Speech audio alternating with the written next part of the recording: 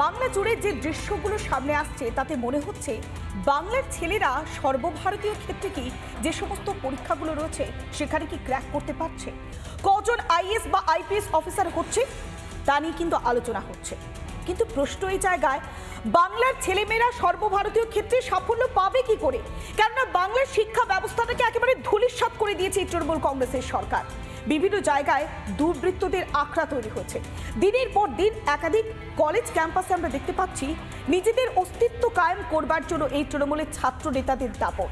আর এই সমস্ত ফ্র্যাঙ্কেনস্টাইনরা তারা দিনের পর দিন কলেজে মহিলাদের সঙ্গে অশালীন আচরণ করছে।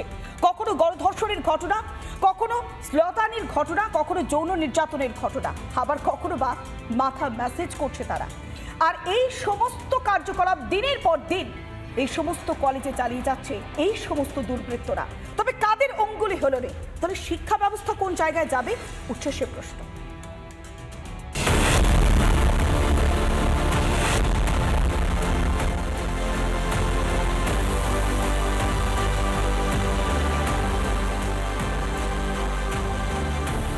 ভাইরাল হওয়া এই ছবি সোনারপুর মহাবিদ্যালয়ের। দেখা যাচ্ছে কলেজ চত্বরে নবাগত এক ছাত্রীকে দিয়ে মাথা টেপাচ্ছেন বছর 44-এর টিএমসিপি নেতা প্রবীর কুমার দে।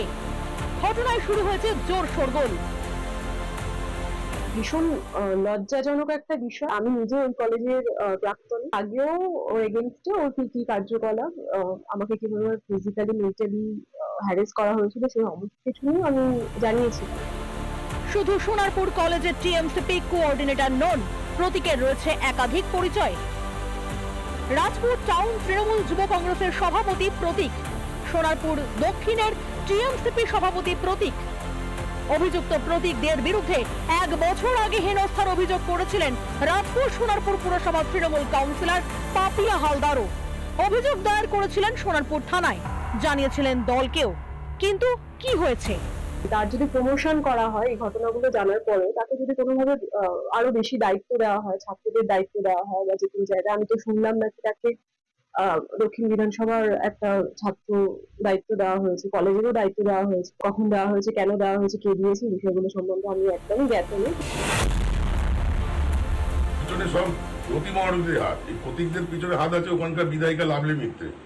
তা না হলে প্রতীকদের একদিকে সোনারপুর দক্ষিণ বিধানসভার তৃণমূল ছাত্র পরিষদের সভাপতি, সঙ্গে আবার সোনারপুর টাউনে যুব তৃণমূল কংগ্রেসের সভাপতি, মানে কতটা এরা প্রভাবশালী। নিজেদের কলেজে সুরক্ষিত নন ছাত্রছাত্রীরা।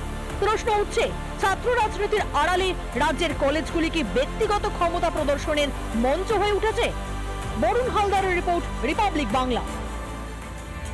নানা ধরনের কন্টেন্ট দেখার জন্য লাইক করুন, শেয়ার করুন আমাদের ফেসবুক পেজ, সাবস্ক্রাইব করুন আমাদের ইউটিউব চ্যানেল।